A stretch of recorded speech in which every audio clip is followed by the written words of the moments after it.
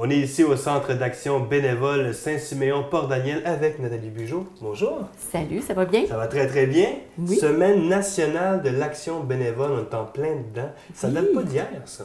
Non, en effet, à travers le Québec, comme on le dit, c'est la semaine nationale. C'est la 40e semaine nationale de l'action bénévole. Pas pour notre région à nous, pas pour notre territoire, parce que le centre va avoir 29 ans au cours des prochains mois. Donc, je vous dirais qu'ici, c'est à peu près notre 28e semaine de l'action bénévole. Je n'ai pas fait la recherche dans les archives, mais je suis pas mal certaine que c'est la 28e semaine qui est soulignée chez nous. Mais au Québec, c'est la 40e semaine et un très, très beau thème. Oui. Cette année, on est bénévole de la tête aux pieds. Qu'est-ce que ça vous dit, ça, comme thème? Bien, moi, je pense, entre autres, j'ai des images de bénévoles qui me viennent en tête quand j'ai vu le thème. Tout de suite, il y a des visages dans l'équipe des bénévoles qu'on a ici, des visages qui m'ont tout de suite venus en tête quand j'ai vu la thématique. Je dis, ah oui, ça c'est lui, ça c'est elle, ça c'est lui. Puis je pensais aussi à d'autres personnes qui sont très, très impliquées dans nos communautés. Puis je me disais, wow, le slogan leur va bien, ces gens-là, tout ça. Tu sais. C'est sûr qu'on peut être engagé de différentes façons. On peut être engagé, très engagé et je dirais hyper engagé. On voit des bénévoles qui sont à la retraite et qui ont des agendas. Des agendas, là, tu sais, les petits agendas avec les petits carrés, là, qu'on voit un mois, puis tu sais que c'est tout rempli, là. Il y a quelques cases blanches, mais c'est rare. Fait que je me dis, pour moi, ces gens-là, c'est bénévole de la tête aux pieds et c'est vraiment aussi, quand on s'engage dans quelque chose, c'est d'y aller avec notre cœur, notre tête, y aller vraiment avec toute notre personne, dans le fond. On n'est pas obligé d'être un bénévole, ce que j'appelle un bénévole temps plein, pour être engagé de la tête aux pieds, d'être engagé pleinement avec son cœur, vraiment ses valeurs, tout ça. Oui. C'est quoi le but de cette semaine-là? Est-ce qu'on parle simplement de remercier ou de souligner l'apport, le travail de ces bénévoles? Bien, je pense que c'est une semaine pour reconnaître le travail des bénévoles. Et c'est pas juste une semaine pour reconnaître le travail des bénévoles, je veux pas dire juste, mais je veux dire, c'est pas juste la semaine des centres d'action bénévole. C'est vraiment la semaine de tous les bénévoles à travers le Québec et à travers le Canada aussi, hein, parce que même au Canada, mais ils ont une thématique différente dans les autres provinces. Nous, on a notre propre thématique au Québec. Et cette semaine-là, dans le fond, c'est de souligner le travail des bénévoles qui sont, par exemple, en environnement, juste nos églises. Je sais que tout le monde n'est pas catholique ou n'est pas protestant ou n'est pas... mais juste nos églises, s'il n'y avait pas de bénévoles dans ces années-ci, ou il y a plusieurs années, il y a beaucoup d'églises qui seraient fermées. Parce que, je veux dire, le prêtre, avec peut-être un autre employé, n'arriverait pas à faire autant. On a des comités de liturgie. Il y a tellement de monde impliqué dans l'Église. C'est impressionnant des fois. On y va, juste les chorales qui agrémentent les cérémonies, c'est incroyable aussi. Puis, il y a tellement d'autres secteurs, juste en sport et loisirs. Dans une année, le hockey mineur, le soccer, comment on voit de gens impliqués. Des parents, mais aussi des bénévoles. Souvent, comme parents, on va s'impliquer, on va donner notre temps, mais des fois, c'est même pas nos enfants qui sont là, mais on a la passion de ce sport-là, puis on veut la donner aux jeunes. On veut partager, dans le fond, nos connaissances avec les jeunes qui commencent, puis on veut les encourager à faire du sport, tout ça. Tu sais, puis on pense juste en santé, services sociaux dans le communautaire. Toutes les gens qui siègent sur des conseils d'administration pour tenir ces organisations-là debout.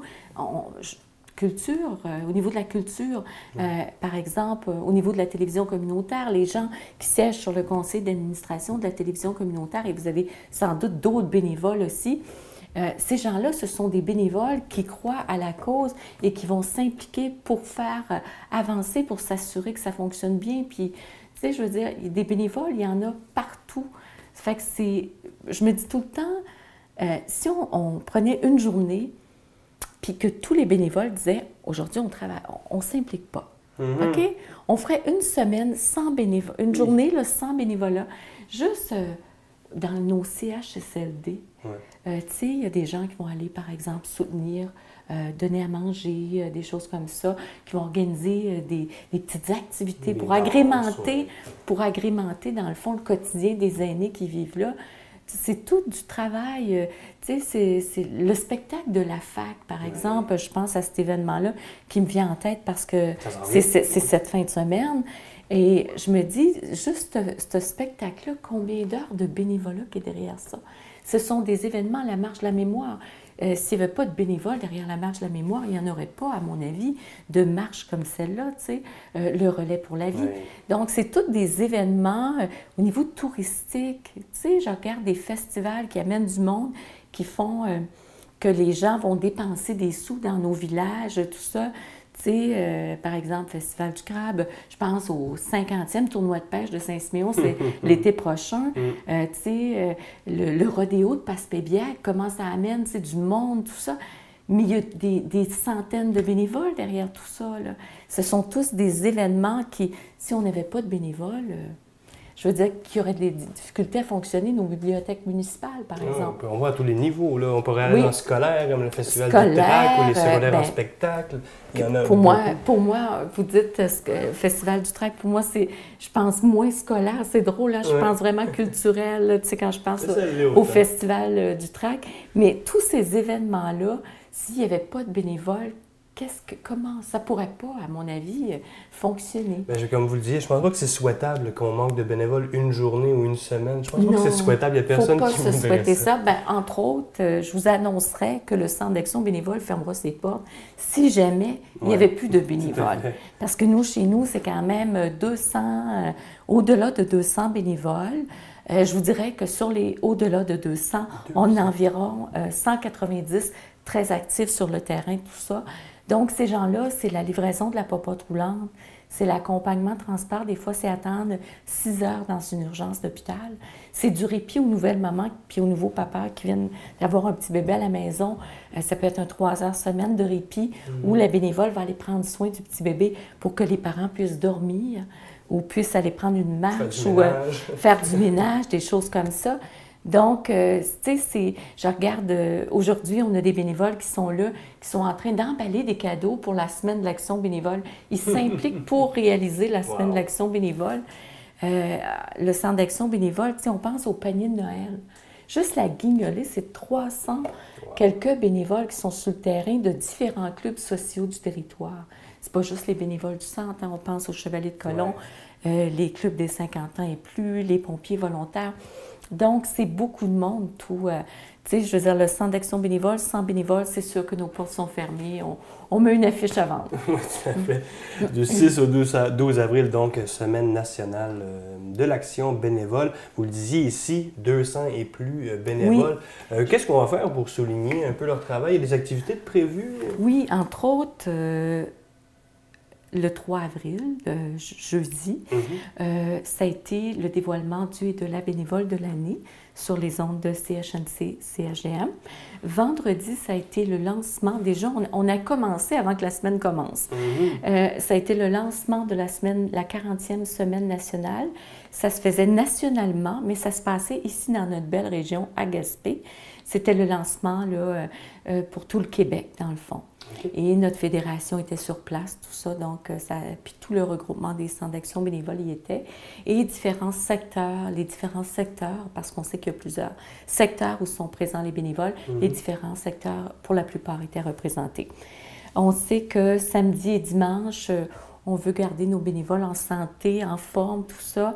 On prend le temps quand même d'avoir un petit moment, peu importe nos croyances, on prend quand même un petit temps d'avoir une célébration ou une messe dans certains, selon les religions, tout ça, on respecte ça. Un recueillement dans les différentes églises de la région à l'intention des bénévoles, hein, pour qu'on les garde en bonne santé puis qu'ils continuent leur beau travail sur le terrain. Ensuite de ça, lundi, le 7 avril, on a un déjeuner avec les bénévoles anglophones du territoire. Ça se passe à l'Héritage à New Carlisle. Et c'est vraiment pour reconnaître nos bénévoles. Il y aura reconnaissance des bénévoles qui ont 1 an, 5 ans, 10 ans, 15 ans, 20 ans et 25 ans de service. Ça, c'est assez exceptionnel, 25 ans. Qu'on dit, c'est ça? Bénévoles de cœur, de cœur. Là, vous disiez, vous ameniez le côté anglophone de la chose parce qu'un bénévole n'a pas de langue non plus. Il peut parler anglais ou français. Il y en a des deux côtés. Oui, mais nous, on fait quand même toujours par respect, si vous voulez. Souvent, comme l'an prochain, ça va être notre 30e, là, on va jumeler tout le monde ensemble. Mais durant les autres années, on essaie de faire quelque chose vraiment pour les bénévoles anglophones selon leur goût et pour les bénévoles francophones aussi. Okay. Donc, mais si des bénévoles décidaient de venir au déjeuner francophone, puis de ne pas aller à lui anglophone, il n'y a pas de problème. On s'ajuste, dans le fond. Ils ont accès à un déjeuner dans la semaine gratuit. Donc, c'est un déjeuner reconnaissance. Ensuite de ça, on a la même journée, lundi, par le comité des bénévoles de Bonaventure. C'est le comité des bénévoles pour aînés. On sait que les bénévoles vont travailler quand même toute la semaine à nous supporter dans cette semaine-là. Ça se passe au Centre Bonaventure, c'est à 13h30, lundi le 7 avril, et il va y avoir animation, musique et jeux, et c'est pour les bénévoles et les aînés de Bonaventure. Mardi le 8 avril, ça se passe au Centre communautaire de Saint-Siméon, c'est organisé par le comité des bénévoles pour aînés de Saint-Siméon. La même chose, la même formule un peu que Bonaventure la veille. Ensuite de ça, mercredi le 9 avril, c'est le brunch reconnaissance des bénévoles francophones de tout le territoire Saint-Siméon-Port-Daniel. C'est-à-dire pour nos membres. Ça se passe au centre communautaire de Saint-Pédis. Ça débute à 9h15 le matin. Et là, il y aura allocution, reconnaissance des bénévoles, prix de présence, tout ça. Donc, ça va se dérouler durant peut-être 2-3 heures d'activité. Ensuite de ça, jeudi le 10 avril, activité organisée par le comité des bénévoles pour aînés de Port-Daniel. Ça se passe à la salle des 50 ans et plus, la Renaissance de Port-Daniel. Et c'est ça, c'est aussi animation, musique, jeu. Et vendredi, le 11 avril, là, on a 2 activités qui sont organisées par les comités des bénévoles pour aînés, soit à Saint-Elziard, ça va se passer aussi à la salle municipale de Saint-Elziard, et ça débute à 13h30. Et en soirée, ça se passe à New Carlisle par le comité des bénévoles pour aînés de New Carlisle, et ça va se dérouler à la résidence Gilker de New Carlisle, une très belle collaboration d'ailleurs de la résidence Gilker. De cette façon-là, les aînés qui habitent à la résidence peuvent participer, et ça fait un endroit aussi, c'est une belle grande salle, c'est accessible, donc on a des belles collaborations là, tout au long de la semaine. C'est une grosse semaine bien occupée, plein d'activités. D'ailleurs, on les retrouve sur notre babière électronique là, pour les gens qui auraient raté une activité. On vous en remercie. En terminant, évidemment, bon, on a 200 quelques bénévoles, mais j'imagine qu'on cherche toujours à les renouveler et voir à l'avenir. Donc, côté recrutement de bénévoles, comment ça se passe? Bien, je vous dirais que ça va quand même assez bien. OK? On se fixe toujours de recruter chez nous entre 9, 10 et 15 bénévoles nouveaux chaque année. Et au cours de la dernière année, l'année qui s'est terminée le 31 mars, on a recruté 14 nouveaux bénévoles. Donc, on était vraiment dans les objectifs. Il y a une année où on a vraiment tout dépassé, on a recruté 30 nouveaux bénévoles, et c'est l'année où on a fait toutes les rénovations du centre d'action bénévole. Et là, on se dit, on va changer de couleur le bâtiment chaque année pour aller chercher autant de bénévoles. Mais c'est sûr, il faut toujours, même si on a 200 bénévoles, il faut toujours préparer une relève. On a des bénévoles aussi qui sont vieillissants. On a des bénévoles, par exemple, qui peuvent avoir des problèmes de santé, qui se retirent ou qui deviennent moins actifs. Donc, on travaille toujours à la relève, et c'est sûr que là, vous voyez, juste en avril, j'ai déjà 3 entrevues de nouveaux bénévoles qui vont se joindre à nous, qui sont cédulés. Donc, je suis très contente, et je remercie vraiment la population qui nous supporte, mais aussi tous nos bénévoles qui sont déjà inscrits au centre, qui font déjà un travail chez nous. Parce que quand on reçoit les gens en entrevue, ce qu'on leur demande, comment vous avez entendu parler du centre d'action bénévole? Ah, mais j'ai mon amie, une telle, puis là, on me décrit la personne, tout ça. Elle en fait du bénévolat ici depuis 5 ans, puis elle adore ça, puis elle aime les activités, puis elle aime les formations qui sont organisées pour eux, puis les différentes façons de faire du centre. Fait que ça, c'est beaucoup, c'est très populaire, puis ça nous aide beaucoup quand un bénévole a une belle expérience de bénévolat, puis qu'il la partage avec son entourage, d'aller en recruter d'autres. Et ce qui nous aide aussi, bien, c'est sûr, toute la collaboration qu'on a des médias d'information comme Télévague et les autres médias d'information qui nous permettent de promouvoir nos activités et services. D'ailleurs, profitons-en, numéro de téléphone pour vous rejoindre. 452-5577. Je peux-tu dire un petit mot en terminant? Tout à fait. Je sais que j'ai parlé beaucoup, là, mais j'aimerais vraiment remercier tous les bénévoles du Centre d'action bénévole Saint-Siméon-Port-Daniel qui se sont donnés au cours de la dernière année. Vous faites un travail extraordinaire sur le terrain, puis vraiment, au nom du conseil d'administration et de tout le personnel, un gros merci d'être bénévole de la tête aux pieds et bravo aussi à tous les bénévoles qui œuvrent dans les différents secteurs de l'activité humaine, communautaire, l'environnement, tout ça. Donc, merci à tout le monde, puis vraiment, profitez de cette semaine-là. Nathalie Bugeaud, merci beaucoup et bonne semaine. Merci beaucoup.